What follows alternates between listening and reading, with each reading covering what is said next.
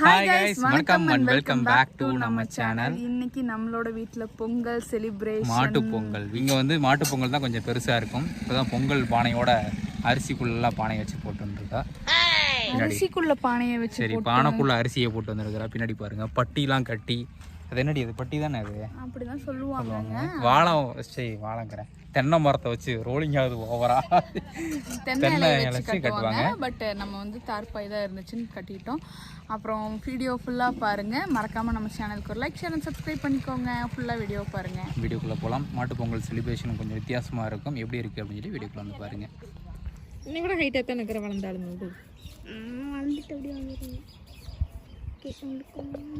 இன்னும் 2 மாடு வந்து குளிப்பாட்டாமல் இருக்குது. இங்கே இருக்குது எங்களை தான் சொல்கிறான். ஹாய் சொல்கிற வீடியோ. ஹாய். இங்கே வந்து கோயம்புத்தூர் சைடில் என்ன பண்ணுவாங்க அப்படின்னா மேக்ஸிமம் வந்து பால் ஊற்ற மாட்டாங்க பொங்கலுக்கு. அந்த அரிசி கழிஞ்ச தண்ணியை தான் ஊற்றி அதை பொங்க வைப்பாங்க.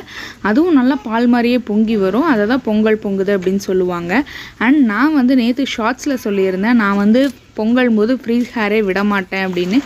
ஏன் அப்படின்னா ஒரு வாட்டி என்னோடய முடியை வந்து கொளுத்தி விட்டாங்க. இந்த அகல் விளக்கு வைப்பாங்க. அந்த அகல் விளக்கு வந்து சின்ன பசங்கள்லாம் கையில் வச்சுட்டு விளாண்டுட்டு இருக்கும்போது என்னோடய முடியில் பற்ற வச்சுட்டாங்க. ரொம்பவே பயந்துட்டேன். அப்போ இருந்து வந்து நான் பொங்கல் டைமில் வந்து ஃப்ரீ ஹேர் விட மாட்டேன் மேக்ஸிமம். பட் இதில் வந்து என்னால் ஜடை பின்ன முடியல இந்த லேயர் கட்டில். ஸோ அதனால் நான் பேன் போட்டிருக்கேன். வியான் வந்து இப்போல்லாம் ரொம்ப குறும்பு பண்ணுறான். உட்கார்றதே கிடையாது. ஒரு இடத்துல இறங்கி நடக்கணும் அப்படின்னு ஆசைப்பட்டே இருக்கான். யார் மடியிலையும் உட்கார்றது கிடையாது. இறங்கி ரோமிங்லேயே இருக்கணும் அப்படிங்கிற மாதிரி. மீன்வைல் நான் வந்து தண்ணியை மட்டும் கழிஞ்சி வச்சு விட்டு அப்படியே எஸ்கேப் ஆகிட்டேன். பொங்கலுக்கு வந்து அம்மா பெரியம்மா எல்லாம் ஒர்க் பண்ணிட்டு இருந்தாங்க. அண்ட் இன்னொன்று வந்து அவங்க புதுசாக இருந்தாங்க. அவங்க யார் அப்படின்னா என்னோட தங்கச்சியோட மாமியார். அவங்க வந்துட்டு அவங்களும் 3 பேரும் 3 பொங்கல் வச்சுக்கிட்டு இருந்தாங்க. நைட்டு இருட்டே ஆயிரும் நம்ம மாட்டு பொங்கல் எப்பயுமே ரெகுலராக பண்ணும்போது. நான் வந்து இந்த பொங்கல் வரும் அப்படின்னு ஆர்வமாக நான் பெரிய பானை தான் ஃபஸ்ட்டு பொங்கும் அப்படின்னு நின்றுட்டு இருக்கும்போது நடுப்பானை வந்து முந்திக்கிச்சு. இல்லை நான் தான் ஃபஸ்ட்டு பொங்குவேன் அப்படிங்கிற மாதிரி நிறையா இது சொல்லுவாங்க. கிழக்க பொங்குனா சம் ரீசன் இருக்குது, மேற்க பொங்குனா சம் ரீசன் இருக்குது அப்படின்னு. பட் என்னை பொறுத்த வரைக்கும் நல்லபடியாக பொங்கிருச்சுனாலே போதும் அப்படிங்கிற மாதிரி தான் நான் சொல்லுவேன். இந்த பால் பொங்குனதும் இதில் வந்துட்டு நம்ம எல்லோரும் ஒரு கைப்பிடி அரிசி எடுத்து போடுவாங்க. இதில் ரெடியாகிற பச்சரிசி சாதமே எடுத்து அதில் கரும்பு சர்க்கரையை கலந்து மாட்டுக்கு ஊட்டுவாங்க.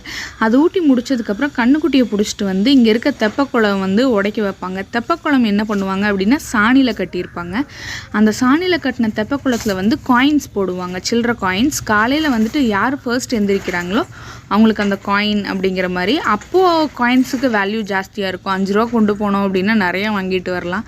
இப்போல்லாம் வேல்யூவே இல்லை. அதனால இதெல்லாம் பண்ணுறாங்களா அப்படிங்கிற மாதிரி நிறைய பேர் கேட்குறாங்க. பட் அது ஜாலியாக தான் இருக்கும். காலையில் யார் ஃபஸ்ட் எந்திரிச்சு எடுக்கிறாங்க அப்படிங்கிறது நான் சின்ன வயசாக இருக்கும்போது இருந்தே ஒரு காம்படிஷன் இருந்துகிட்டே இருக்கும்.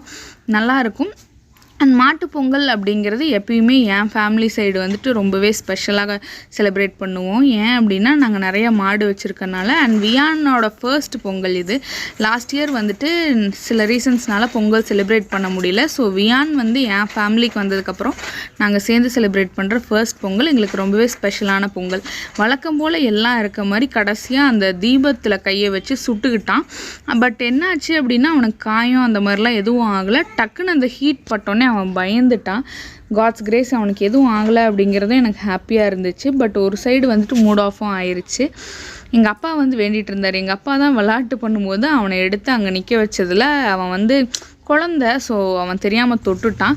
எத்தனை பேர் மாட்டு பொங்கல் செலிப்ரேட் பண்ணியிருக்கீங்க, இல்லைனா செலிப்ரேட் பண்ணுறத பார்த்துருக்கீங்க அப்படின்னு சொல்லுங்கள். இது வந்து தாளமடல் அப்படின்னு சொல்லுவாங்க. முடக்கத்தான் கொடி, தாளமடல் இதெல்லாம் வச்சு கும்பிடுவாங்க. அண்டு 7 வெங்கலக்கல் எடுத்துகிட்டு வருவாங்க. வெங்கச்சங்கள் அப்படின்னு சொல்லுவாங்க. அது வந்து 7 கன்னிமார்கள் அப்படின்னு சொல்லுவாங்க. அந்த குலதெய்வம் அப்படிங்கிற மாதிரி வச்சு எங்களோட ஃபேமிலியில் அதை கும்பிடுவாங்க. இந்த செட்டப்பில் தான் இருக்கும் வருஷம் ரெகுலராக. நிறையா பொருட்கள் வந்து இப்போ மிஸ் ஆக ஸ்டார்ட் ஆயிடுச்சு காலம் போக போக. அண்டு எங்கள் பெரியப்பா என்னோடய தாத்தாலாம் இருக்கும்போது எந்த பொருளையுமே மறக்க மாட்டாங்க. அப்பா வந்துட்டு கொஞ்சம் பிஸி வேறு ஒர்க்கில் இருக்கார் அப்படிங்கும்போது சில பொருட்களை மறந்துட்டார்.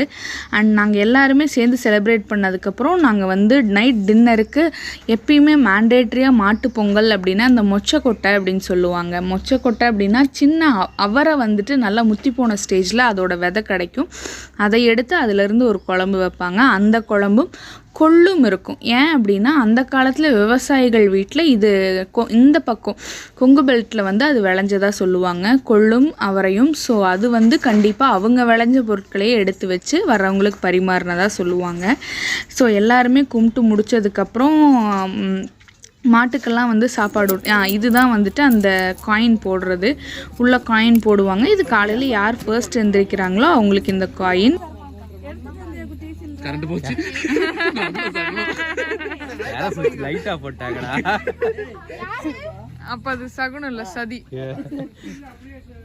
இதெல்லாமே முடிச்சதுக்கப்புறம் மாட்டுக்கு சாப்பாடு ஊட்ட போவாங்க. ஆக்சுவலாக ஃபன்னாக இருக்கும் அந்த மாட்டுக்கு சாப்பாடு ஊட்டுறது அப்படிங்கிறது. அண்ட் மாமா மச்சான் அப்படின்னு சொல்லிட்டு எல்லாருமே கிண்டல் பண்ணிட்டு இருப்பாங்க. இது வருஷத்தில் ஒரு நாள் கேதர் ஆகிட்டு இந்த மாதிரி இருக்கும்போது ரொம்பவே ஜாலியாக இருக்கும்.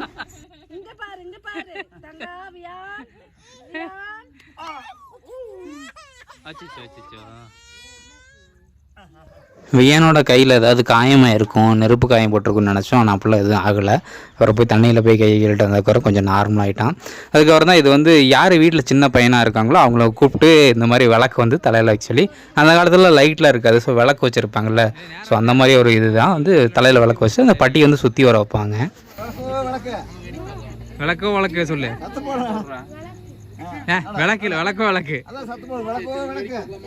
விளக்கோ விளக்கு விளக்கோ விளக்கு விளக்கோ விளக்கு விளக்கோ விளக்கு விளக்கோ விளக்கு விளக்கோ விளக்கு விளக்கோ விளக்கு விளக்கோ விளக்கு விளக்கோ விளக்கு விளக்கோ விளக்கு விளக்கோ விளக்கு. அதுக்கப்புறம் கடைசியாக தான் மணிமேலை வந்து சாமி கூட வந்தால், சாமி கும்பிட்டு முடிச்சதுக்கப்புறமே வந்து பார்த்திங்கன்னா கண்ணுக்குட்டியை வந்து இது குறுக்க விட்டு தாண்ட விடுவாங்க. அது வந்து நடந்தது.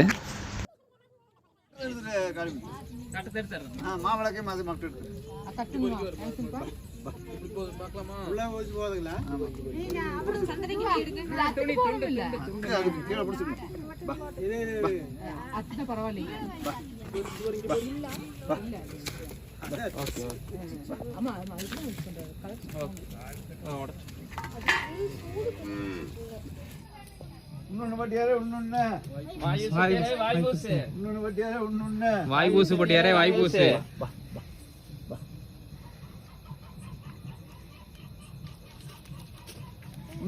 பட்டியாரே வாய்பூசு. வாய்பூசு பட்டியாரே வாய்பூசு. வாய்பூசு பட்டியாரே வாய்பூசு. வாய்பூசு பட்டியாரே வாய்பூசு. இதெல்லாம் பண்ணி முடிச்சதுக்கப்புறம் ஒரு கொல்லிக்கட்டையை எடுத்து எல்லாரையும் நிற்க வச்சு சுற்றுவாங்க, திருஷ்டி சுற்றி போடுறதுன்னு. அதுக்கப்புறம் திருஷ்டி சுற்றி போட்டதுக்கப்புறம் எல்லாரும் வீட்டுக்குள்ளே போயிடணும்னு சொல்லுவாங்க. இப்படி தான் போச்சு எங்களோட ஃபங்க்ஷன். உங்களுக்கு இந்த வீடியோ பிடிச்சிருந்துச்சு அப்படின்னா லைக், ஷேர் அண்ட் சப்ஸ்கிரைப் பண்ணிக்கோங்க. அடுத்த வீடியோவில் பார்க்கலாம். டாடா பாய்.